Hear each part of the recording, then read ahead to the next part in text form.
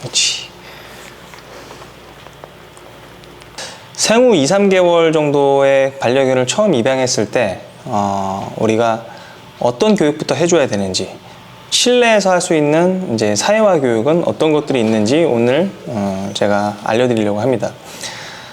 이런 사회화 교육의 어떤 방법, 사회화 교육의 어떤 순서에는 뭐 정답이 있진 않아요. 하지만 그런 어떤 자극의 수위라는 건 있죠. 예를 들어서 제가 어제 이 친구를 데려왔을 때 미리 실내에서 진공청소기로 청소를 다 해놨잖아요. 왜냐면 입양되어 온 첫날 그런 청소기를 돌리면 우리는 이 정도의 소리를 듣지만 개들은 이 정도의 소리를 들을 수 있기 때문에 훨씬 그 음역대, 들을 수 있는 가청 주파수의 수치가 훨씬 높아요. 동물이기 때문에. 그래서 그런 자극에는 노출을 처음부터 시키는 건 좋지 않죠. 그래서 저는 어제 이 친구를 데려오기 전에 미리 청소를 했던 거고, 그러면 이제 오늘은 제가 아침에 이제 이 친구를 꺼내 주니까 막 오줌을 지리면서 막 반갑다고 막 뛰어다니는 거예요. 저를 보고. 그래서 소변을 여기저기 막 지렸어요. 그래서 제가 일단 이 울타리 쪽에 반려견을 집어넣고 패드를 깔아주고 이제 바닥에 걸레로 소변을 막 다 닦았어요. 왜냐면 청소기를 돌릴 수는 없으니까요. 청소기를 돌리는 거는 이제 오늘 저녁부터 좀 해보려고 합니다. 반려견을 처음 입양하시는 분들은 반려견이 이제 소변을 잘 가리지 못하니까, 왜냐하면 관략근 조절 능력이 미약하기 때문에 뭐 소변을 못 가리는 건 당연해요. 그래서 오줌을 막 지리기도 하고 여기저기 막 싸기도 해요. 그래서 이런 울타리가 어떻게 보면 필수적으로 필요한 실내 생활용품이기도 해요. 하지만 이 울타리를 보호자들이 잘 사용해야 됩니다. 왜냐하면 개들이 이 공간을 싫어하게 되면 여기 들어가 있을 때는 소변을 잘 가려요. 근데 이 울타리에서 보호자님들이 문을 열어줘서 나오게 되면 잘 안 들어가요. 그래서 안에 있을 때만 잘 가리고 밖에 나오면 잘 못 가리고 그런 친구들이 많은데, 그래서 제가 오늘은 그런 것들도 어떻게 하면 조금 좋은지 그런 팁을 좀 알려드리려고 합니다. 일단은 뭐 청소기나 뭐 물건, 드라이기 이런 사물둔감화 교육도 해야 되기 때문에 그 전에 간단한 규칙을 좀 만들어 줘야 됩니다. 지금 제가 사료랑 삑삑이 장난감, 클리커 뭐 이런 게 있는데, 이 클리커도 박스형 클리커, 버튼형 클리커 뭐 이런 여러 가지 형태의 클리커가 있는데, 이 소리도 놀라서 깜짝 놀라고 도망가는 반려견들도 있어요. 그래서 그런 친구들은 저는 개인적으로 이런 삑삑이 장난감, 우리 강아지 장난감 보면 이제 이렇게 뜯어보시면요, 칼로 뜯어보시면 그 안에 이런 삑삑이가 다 들어 있습니다. 그래서 이런 걸 가지고 하셔도 되고, 일단은 울타리 안에 있는 반려견한테 이렇게 삑삑이 장난감 소리를 들려주고 이렇게 간식을 한번 여기다가 이렇게 줘볼게요. 그리고 삑삑이 장난감 소리를 들려주고 간식, 사료죠, 사료. 이렇게 줘보고. 그러니까 특정 소리가 들리면 간식이 주어진다라는 아주 기본적인 조건 하나를 만드는 겁니다.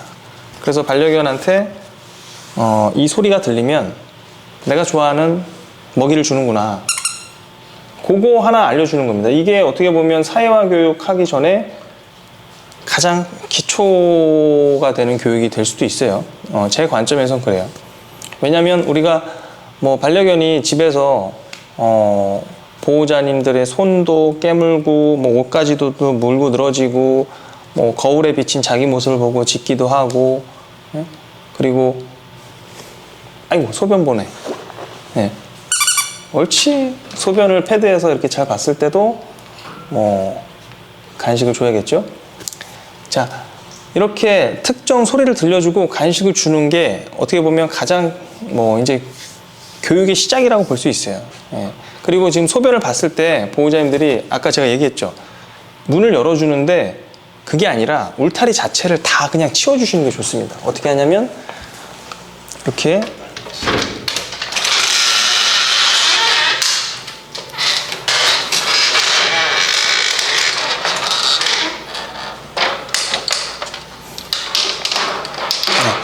울타리 자체를 다 치워주고, 그리고 패드를 제가 지금 2개 깔아놨는데 일단 이것만 치워볼게요.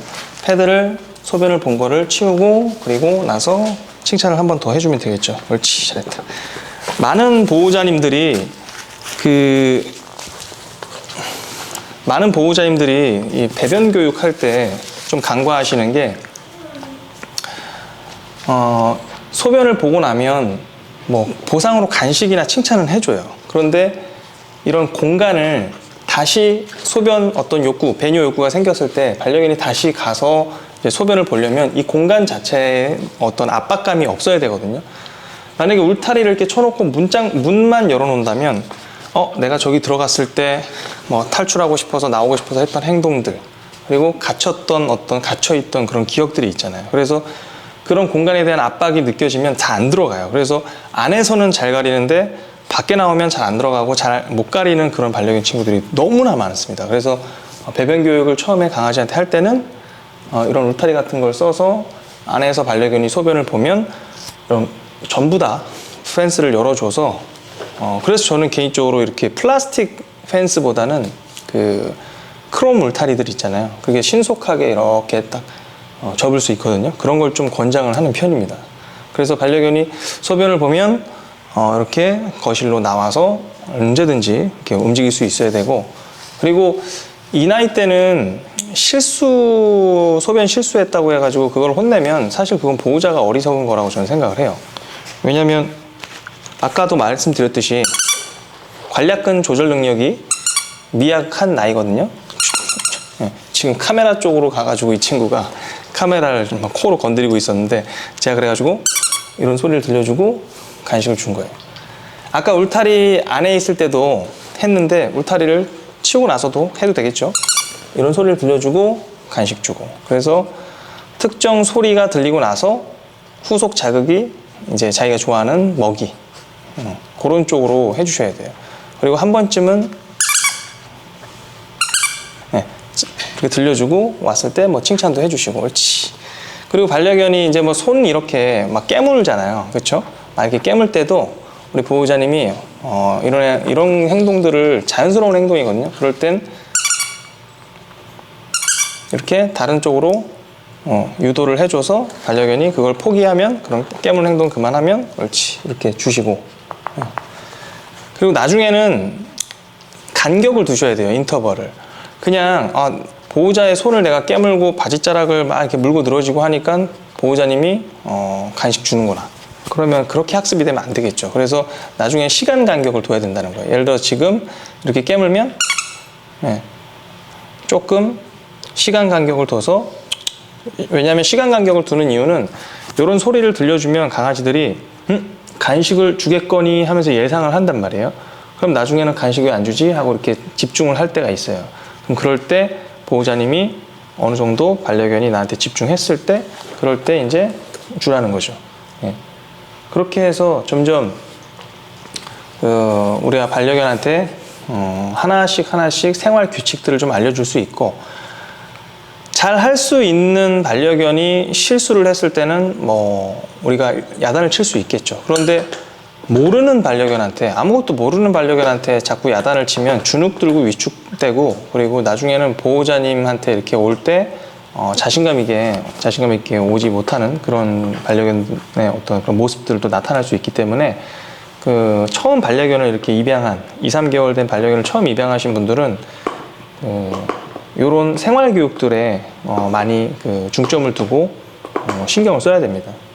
그리고 이제 밖에 나가서 우리가 할 수 있는 사회화 교육들이 있잖아요. 뭐 버스, 오토바이, 그리고 땅바닥에 있는 어떤 이물질들, 그런 것들도 교육을 해야 되는데, 일단 실내에서부터 사회화 교육은 시작된다.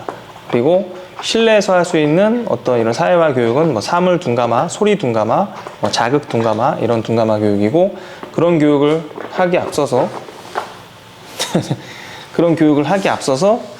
이제 우리가 특정 소리를 들려주고, 그리고 후속적으로 좋아하는 먹이를 줘서 이런 규칙들을 만들어준다. 그리고 배변 교육을 할 때는 우리 패드를 저렇게 깔아놓고 반려견이 소변을 보면 활짝 펜스를 열어줘서 반려견이 다시 드나들 수 있게 해주는 그런 환경을 좀 만들어주는 게 처음 반려견 입양했을 때 며칠간 되게 중요한 팁이라고 할 수 있겠습니다.